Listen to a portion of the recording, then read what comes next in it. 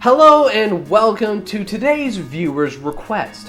When I was asked to review a Zelda game, I was truly wishing to get the opportunity to talk about one made by Capcom.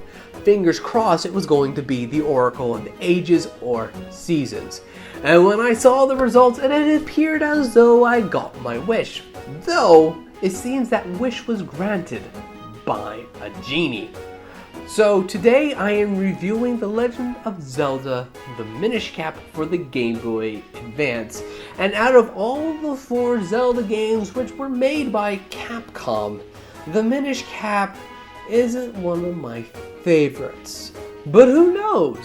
Maybe replaying this game again might change my opinion.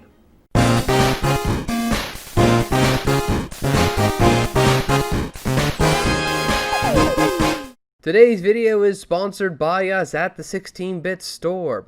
At the 16-Bit Store, we now have display stands for most of Nintendo's lineup of portable systems, from the original Game Boy to the new Nintendo 3DS. Our display stands are designed by us and 3D printed by us to fit your systems comfortably, and now you can display your systems alongside your games and DS cases. If you're interested or want to support our channel, please visit the 16-Bit Store on eBay or Etsy. I will have links in this video's description or in the cards. For those of you who haven't played it before or haven't seen it, The Legend of Zelda The Minish Cap was the last original Zelda title made by Capcom, being released in the twilight years of the Game Boy Advance, with the other titles being The Legend of Zelda Oracle of Ages and Seasons for the Game Boy Colors, as well as Four Swords Adventures, being bundled in with the port of A Link to the Past, also for Game Boy Advance. Now, the reason I don't think I particularly enjoyed the Minish Cap back when I first played it was because of how much Capcom recycled assets from its previous games. Yeah, I can't really expect much change from another top-down Zelda game, but the sheer amount of similarities from the previous games really did catch me off guard. There are so many reused sound effects from the Game Boy's Color Zelda games that it kind of felt out of place. And with some enemy designs and sound effect coming almost directly from Wind Waker, it did feel a little out of place. I think this is why when I first played through this game, I found it difficult to like it, since I found a lot of the asset recycling a bit distracting. And as I alluded to back in Series 4, once you're distracted and starting to look out for issues in a game, it's very difficult not to continuously looking for more issues. And sadly, because of this, it does distract you a bit from what a game can potentially do right. And one of those right things that this game does do, which I sadly missed out on and didn't appreciate in my first playthrough, was just how beautiful the new content in the Minish Cap can be. The game aesthetically looks absolutely gorgeous, especially for a Game Boy Advance games. The animations are smooth and the environment feels alive. The main hub of Hyrule is densely packed and bustling, and even barren locations like the swamp or the graveyard feels more alive than they have ever been in previous games.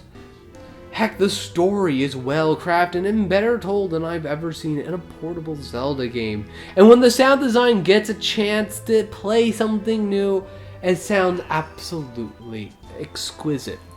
But the most unique thing about this game isn't found in its visuals or its sound, but instead it's located in the way the game plays, buried deep in the core of its gameplay. And it strangely involves your hat. You see, Link's hat isn't a hat in this game, but instead the staple helper guide, which Nintendo has been putting into a lot of its games at this point in time. And this time the staple helper is named Ezlo. And Ezlo gives Link one of the coolest abilities which I've personally seen in a Zelda game in quite a long time. letting Link shrink down to the size of a grain of sand to interact with the race of people known as the Minish, which is unique to this game and helps Link throughout his adventure. By allowing Link to shrink and grow, the game's world should pretty much double in size, much like how the Rod of Seasons or the Temple of Season crashing down into the underworld or the Harp of Ages does in their games. But unlike those games where you did have two unique hub worlds to explore, in the Minish Cap, shrinking down only really affects small areas of the game's map. And when it is done, like in Hyrule Town, it's brilliant. But sadly, it's not really done at all. And I think this is where the rest of my problems come with the Minish Cap, because other than Hyrule Town and a few dungeons, shrinking is just a gimmick. A gimmick to unlock secrets, to get more kinstones, and the kinstones themselves are just really used to unlock more secrets and more fairy fountains. It honestly feels like a lot of wasted potential, and this feeling of a lot of wasted potential I found was a common theme throughout the game.